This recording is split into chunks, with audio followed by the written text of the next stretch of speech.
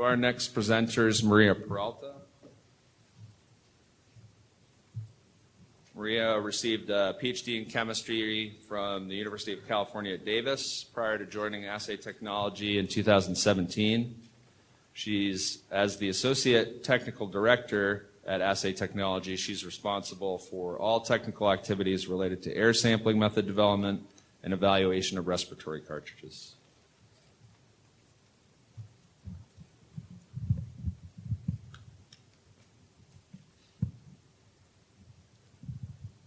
I'm a lot shorter than Ryan, so. All right, can everyone hear me okay?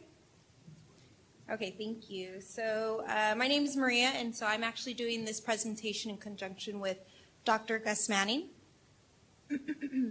So what I'm going to be talking about today is just personal sampling. So there's some initial history sheet or slides in the beginning, and then I'll go into specifics of the actual chamber studies. So personal sampling really came about in response to the Occupational Safety and Health Act of 1970, as well as some other regulatory limitations. And so it really placed limits on time average chemical concentrations within employees' personal breathing zones.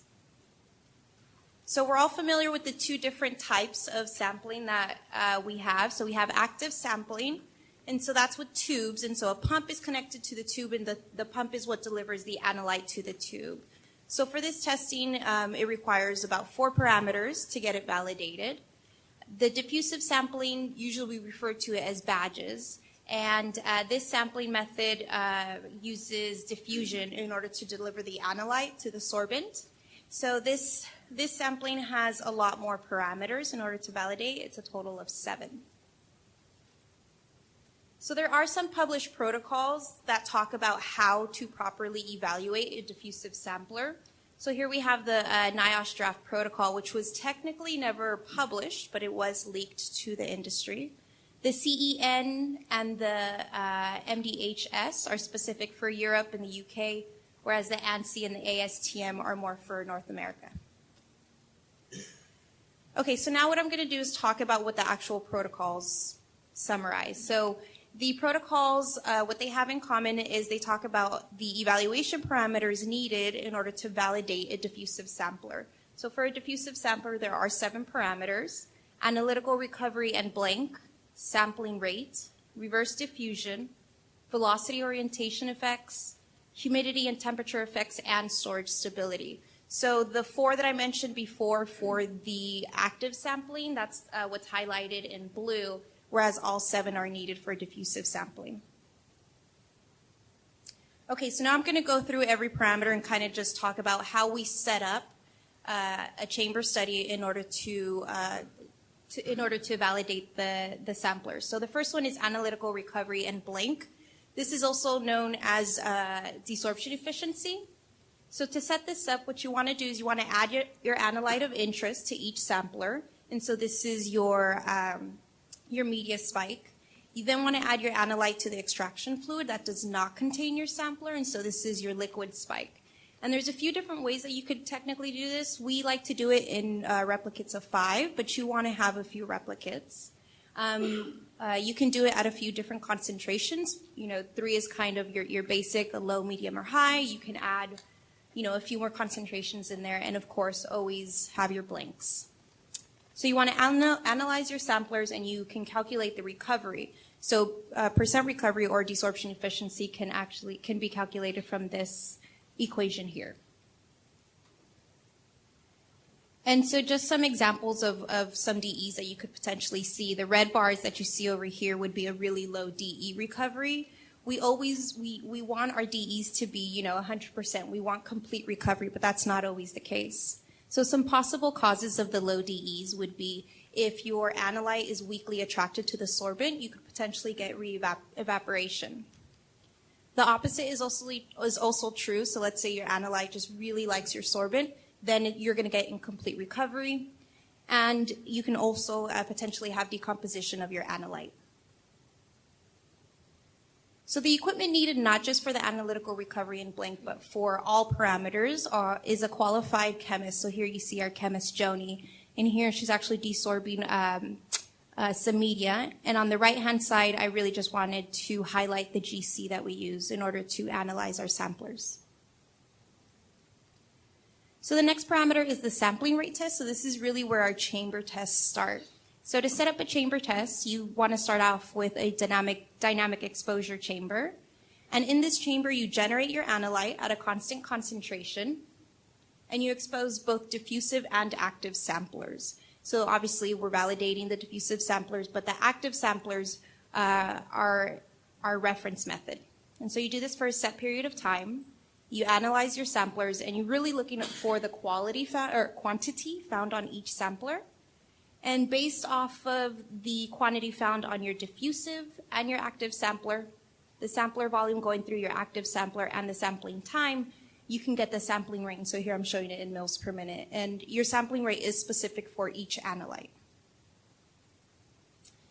So just some quick comments about the sampling rate. The analyte uptake in micrograms per se is linear for time and concentration. So as you increase your sampling time, you should also be increasing the quantity recovered.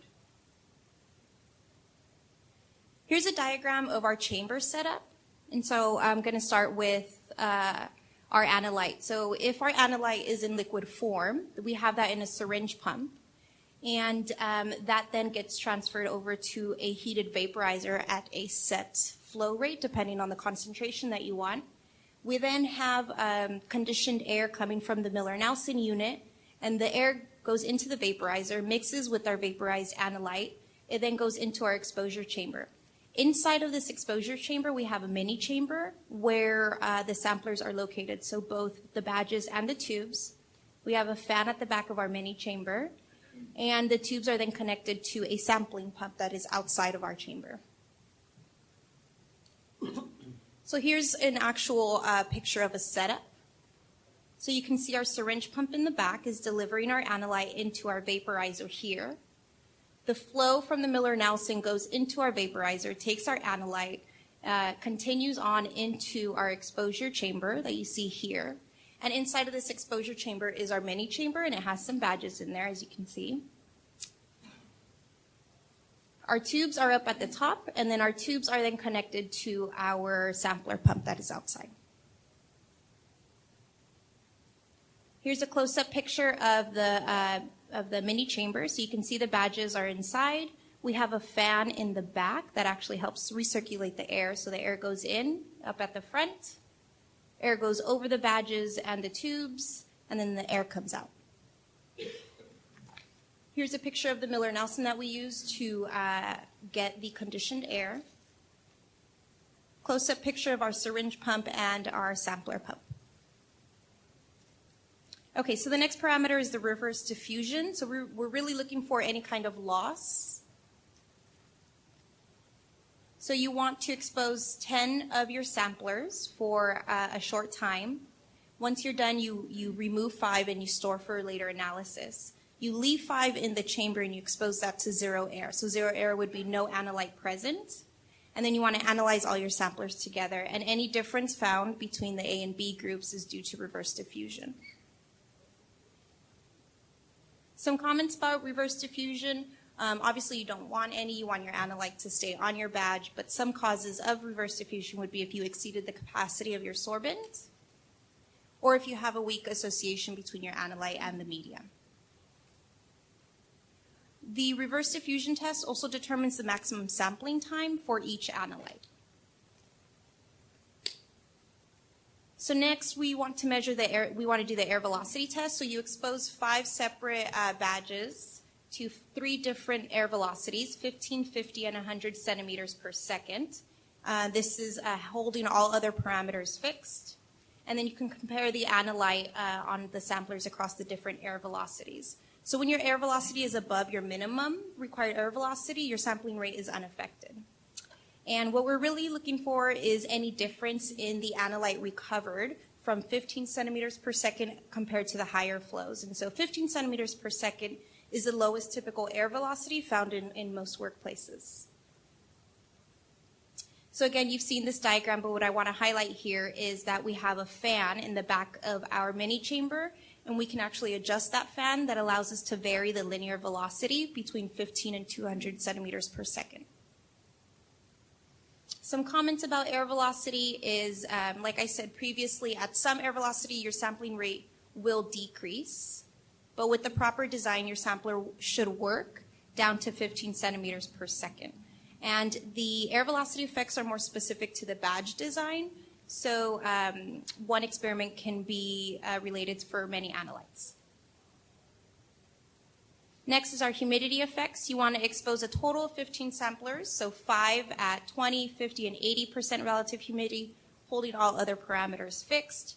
Analyze your samplers, and you're going to look for you're going to compare the amount of quantity recovered across the different humidity exposures. If you do see a difference, let's say at your high humidities, that is mostly due to the moisture taking up sorbent capacity, not allowing your analyte to really get onto your sorbent.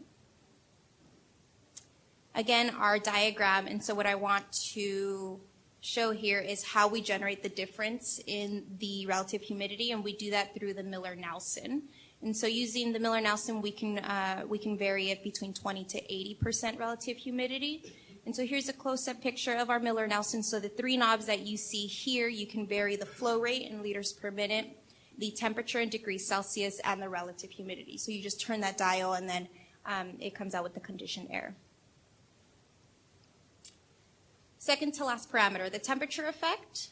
And so you want to expose 5 samplers at a time across 3 different temperatures, for instance, 0, 25, and 40, holding all parameters fixed. You want to compare the analyte recovered across the samplers. And what we found is that there's a typical, you have a 3% increase in the sampling rate per 10 degrees Celsius increase, okay? So again, we have our diagram. So it's the same chamber setup, except the entire chamber that you see here is put inside of an incubator that allows us to dial in the temperature. So here's a picture of it. So the white box that you see is our incubator, and we have the heater and the cooler in the back so we can control the temperature.